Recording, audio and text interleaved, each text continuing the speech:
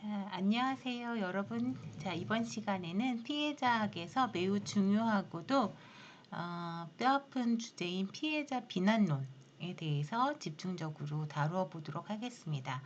자, 범죄가 발생했을 때 우리는 당연히 가해자를 비난해야 된다라고 생각을 하죠.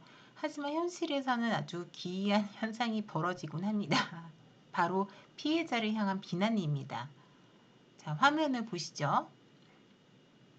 피해자 비난론이란 범죄 피해가 발생할 당시에 피해자가 취한 행동의 전부 또는 일부에 책임이 있다는 이유로 도리어 피해자를 비난하는 현상을 말합니다. 참 안타까운 일이죠. 범죄 피해자는 가해자로부터 1차적인 피해를 입는 것에 그치지 않습니다. 언론의 자극적인 보도, 가족이나 지인들의 질책, 심지어는 이들을 보호하고 치유해야 할 법률, 의료, 정신건강 전문가들로부터 부정적인 사회 반응을 겪으면서 2차 피해를 입게 됩니다. 이와 관련해서 볼표강 같은 경우에는 필라델피아의 살인 피해자 연구에서 피해자 인식, 그래서 victim perception 이라는 개념을 사용했습니다. 그래서 이는 이제 살인이라는 끔찍한 범죄 피해자가 가해자의 살인행위 과정에 어떤 식으로든 직접적으로 참여하거나 원인을 제공하는 상황을 이해하기 위해서 도입된 개념입니다. 즉 이제 범죄라는 상호작용 속에서 피해자의 역할이 어떻게 해석되고 오해받는지를 보여주는 단적인 예라고 할 수 있겠습니다. 그래서 피해자 비난을 사회 구조적인 관점에서 날카롭게 지적한 학자가 있습니다. 바로 이제 1976년 피해자 비난하기 Blaming the Victim이라는 개념을 제시한 윌리엄 라이언입니다. 그래서 라이언은 당시 이제 미국 중산층의 심리와 사회 구조를 분석을 했습니다. 그래서 기득권을 가진 미국 중산층은 자신들의 지위를 유지하면서도 사회 내 소외 계층의 불만이나 사회적 문제를 해결하고 조화를 이룰 방안을 궁리를 해야 됐습니다. 이 과정에서 아주 교묘한 논리가 작동을 하게 됩니다.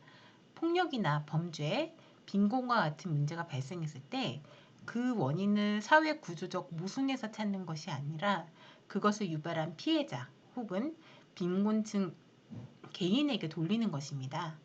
자, 이렇게 하면 중산층은 자신들이 누리는 체제나 기득권을 직접적으로 위협받지 않으면서도 사회에서 발생하는 범죄나 빈곤 문제를 아주 쉽게 설명하고 넘어갈 수 있게 됩니다. 예를 들어 빈곤의 해결책을 사회 제도의 개선에서 찾는 것이 아니라 가난한 사람들을 교육해서 중산층의 가치 기준에 맞추면 된다라는 식으로 접근을 하는 거죠. 그래서 결국 사회의 구조적 모순에 대한 책임을 피해자나 사회적 약자에게 전가하는 현상, 이것이 바로 라이언이 말하는 피해자 비난의 핵심입니다. 자, 그렇다면 사람들은 왜 이렇게 억울한 피해자를 비난하게 되는 걸까요? 자, 기본적으로 대부분의 피해자 비난은 피해자, 가해자, 그리고 폭력 행위 자체의 본질을 그릇되게 이해하는 데서 비롯됩니다. 물론 사건의 제3자가 범죄 상황의 전후 맥락을 아주 합리적이고 이성적으로 판단했을 때 피해자에게도 명백한 유책성이 일부 존재한다면 어느 정도 인정될 여지는 있을 것입니다. 하지만 우리가 현실에서 목격하는 피해자 비난은 대개 아주 비이성적이고 감정적인 경우가 많습니다. 옷차림이 그래서 당한 거다. 밤늦게 돌아다녀서 그런 거다. 이런 말들이 대표적인 거죠. 자, 그렇다면 이러한 비이성적인 피해자 비난은 도대체 어떤 심리적, 사회적 근거에서 튀어나오는 것일까요? 그래서 지금부터 그 주요한 이론적 배경 3가지를 하나씩 살펴보도록 하겠습니다.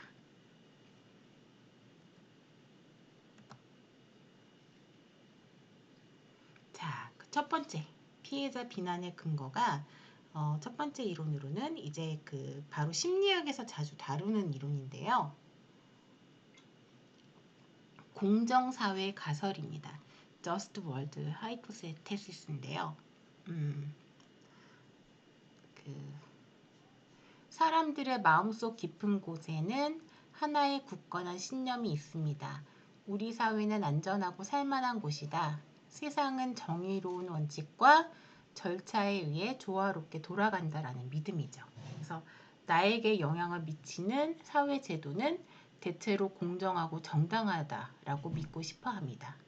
이 가설에 의하면 선한 사람에게는 좋은 일이, 악한 사람에게는 나쁜 일이 일어난다는 것이 세상의 이치입니다.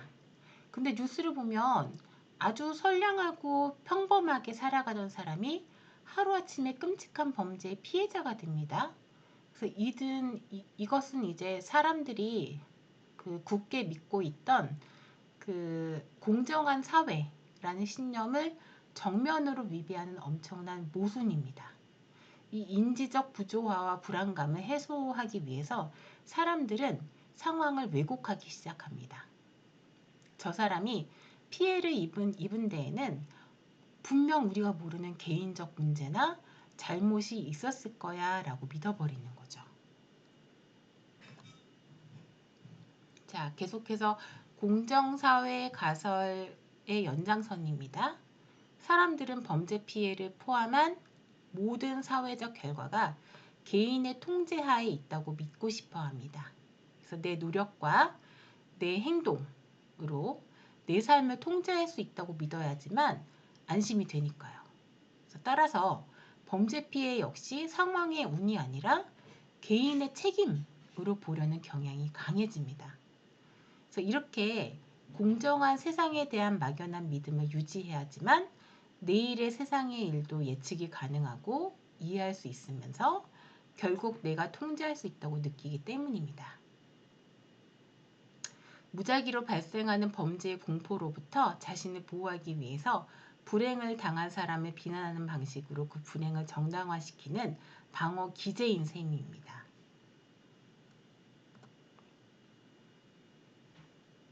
그래서 보시면 화면에 보이는 것은 사람들이 평소 이 공정사회 가설을 얼마나 강하게 믿고 있는지를 측정하는 도구입니다.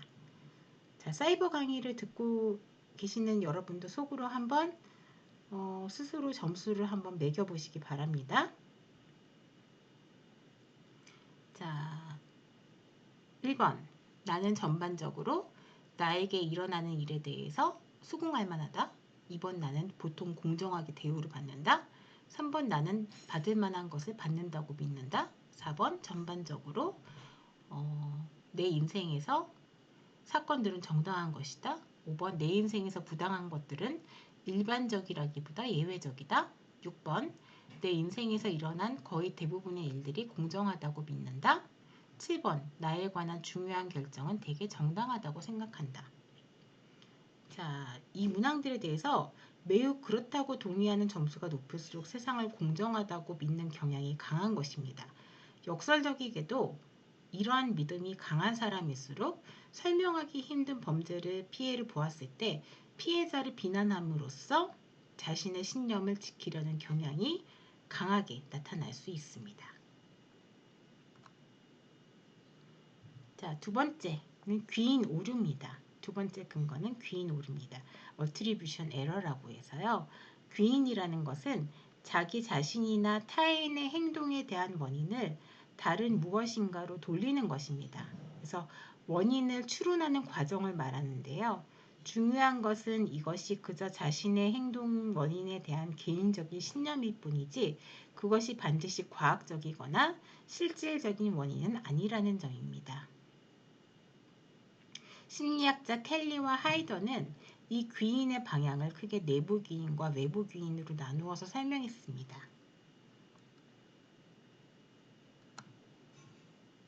자, 내부 귀인이라는 것은 개인이 가진 성격, 태도, 능력과 같은 개인적 특성이 어떤 행위나 상황의 원인이 된다라고 인식하는 것입니다. 반대로 외부 귀인은 그 행동의 원인으로 주변의 환경이나 상황, 외부적 압력을 지목하는 것이죠. 여기서 귀인 오류라는 것이 발생하게 됩니다. 상황을 종합적으로 판단하지 못하고 내부 귀인이나 외부 귀인 어느 한쪽을 지나치게 강조하거나 정확한 원인을 파악하지 못할 때 우리는 심각한 오류에 빠지게 됩니다.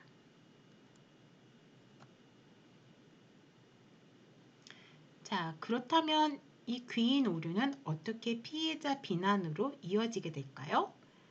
사람들은 타인의 불행, 범죄 피해를 볼 때 상황적 요인, 외부 환경, 가해자의 악의 등은 무시하고 피해자 개인의 특성이나 부주의, 내부 요인에 책임이 있다고 보는 경향이 있습니다. 어떤 대상에 대해 판단할 때 외부의 상황적 요인보다 개인의 내부적 실패, 이것이 이제 선행한다라고 보는 거죠. 자, 재밌는 것은 이것이 자기 자신에게 적용될 때는 정반대가 된다는 점입니다. 자신의 문제나 실패, 심지어 범죄 피해를 당했을 때는 운이 없었다, 환경 탓이다, 외부 환경으로 귀인을 하고요. 자신이 성공했을 때는 내 능력 덕분이다 라면서 내부 특성으로 귀인하는 경향이 있습니다. 그래서 타인에게는 가혹하고 자신에게는 관대한 이러한 인지적 오류가 피해자 비난의 든든한 토대가 됩니다. 자, 마지막 세 번째 근거는 불사신 이론입니다.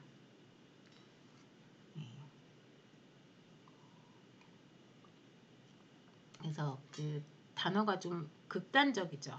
그래서 피해자를 비난하는 그 사람들의 기저에는 나는 저런 범죄 피해를 당할 리 없다라는 막연한 무적의 느낌, 즉 안정감을 유지하고자 하는 강렬한 욕구가 깔려 있습니다. 자신이 범죄로부터 안전하다는 느낌을 사수하기 위해서 피해자를 깎아내리고 비난하는 것입니다.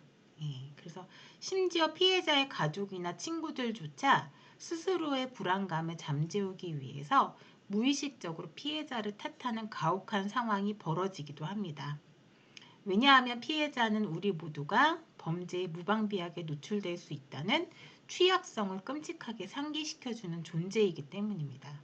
사람들은 피해자가 스스로 범죄를 자초했다고 믿음으로써 내 삶이나 신체에 대한 통제력을 잃을 수 있다는 끔찍한 가능성을 차단해버립니다. 그래서 피해자가 그날 밤 거기서 그런 행동을 했기 때문에 당한 거야. 나는 그런 행동을 하지 않았으니까 절대 범죄의 표적이 되지 않을 거야 라는 그릇된 믿음을 가지게 되는 거죠.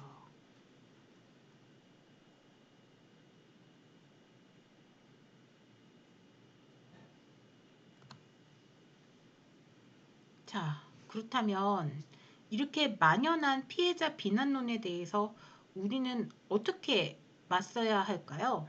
여기서 이제 등장하게 되는 것이 바로 피해자 옹호론입니다. 자, 그래서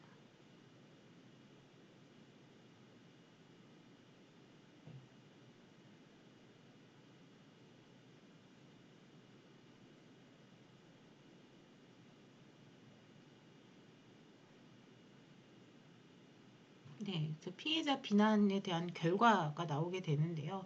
피해자 비난은 이제 피해자에게 수많은 부정적인 영향을 미칠 수 있죠. 그리고 부정적 결과는 범죄 신고와 관련이 있을 수 있고, 최초의 범죄 신고로 부정적인 반응과 이제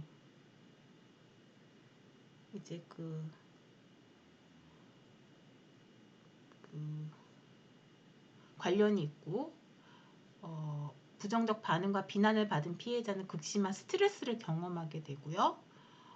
차후에 발생한 범죄 피해에 대해서는 신고를 거부할 가능성이 높아지게 됩니다. 그래서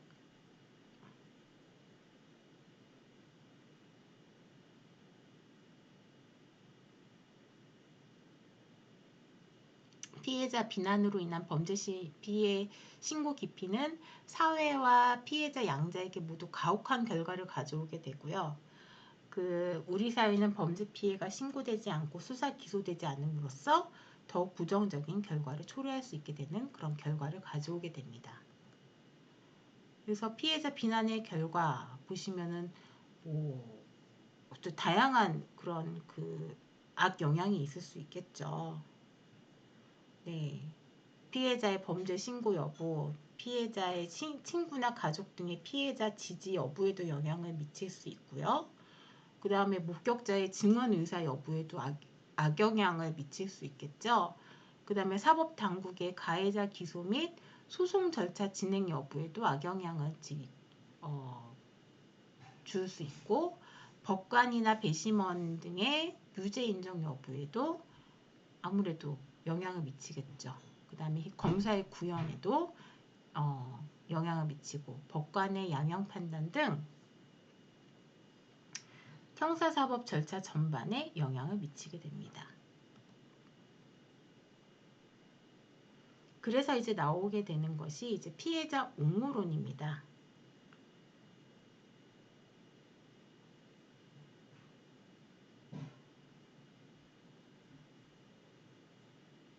지나친 피해자의 권리, 그 다음에 비효율적인 법 집행, 관대한 처벌, 형사 재판에 있어서 피해자 참여의 부재 등을 비난하고 강력한 법 질서과 질서 유지를 강조하기 위해서 이제 피해자 옹호론이 이제 나오게 됐고요. 그 다음에 가해자가 피해자의 책임을 전가하는 것을 용납치 않는 그런 이론들입니다. 그런 가해자 비난론에 다시 대두가 되게 되죠.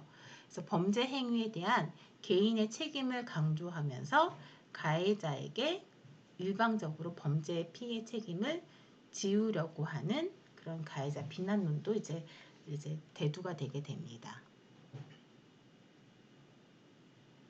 그리고 체제 비난론. 그래서 범죄의 피해 책임을 가해자보다는 제도 자체에다가 두고자 하는 체제 비난론도 이제 나오게 되죠. 그래서 이제 가해자 및 피해자는 진정한 의미의 비난이 대상이 될 수 없고, 오히려 이들 모두 다 공동의 피해자라고 보는 게 체제 비난론입니다. 그래서 범죄의 문제의 근본적인 원인은 사회 제도의 기본 바탕을 두는 단위 조직체에서 찾아야 하기 때문에 이들에게 책임을 물을 수는 없다라는 체제 비난론까지도 이제 확장이 되게 되는 거죠.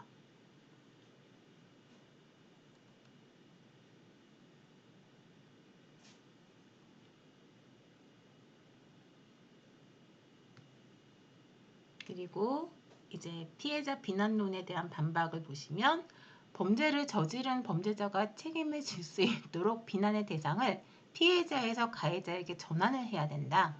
그리고 가해자에게 이제 본인이 행한 행동의 책임을 확실하게 묻기 위한 방법은 지역사회에서 대응을 해야 된다. 그 다음에 경찰, 법원, 학교, 교회, 보건기구, 사회복지기관 등을 통해서 피해자 비난의 문제를 극복할 수 있다. 네, 피해자 옹호론은 피해자에게 어느 정도 책임을 묻는 것이 공정한가에 대한 물음으로 피해자 비난론을 반박하고 있습니다.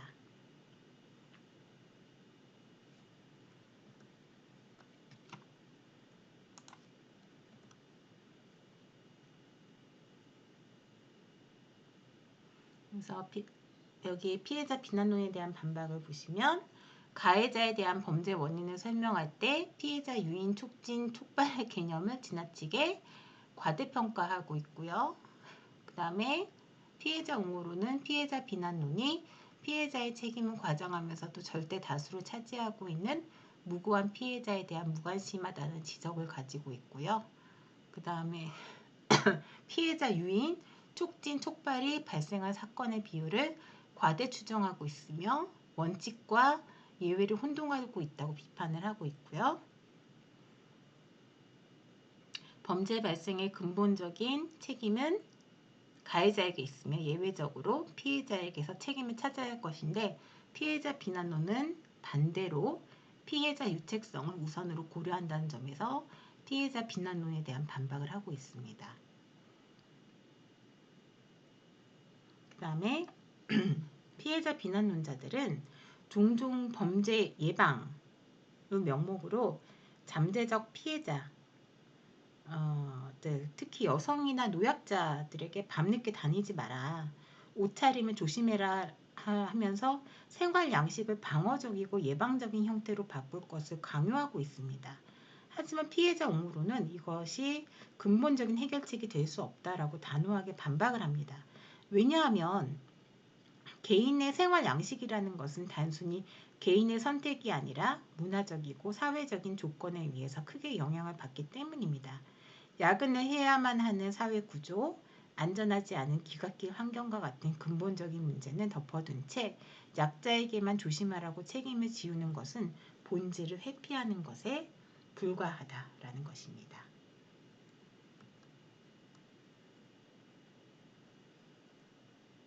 그래서 이제 이러한 피해자 비난과 옹호의 대립은 현실 세계에서 특히 구체적인 범죄 유형에 따라 아주 다르게 적용이 됩니다. 이것을 실천적 응용이라고 하는데요.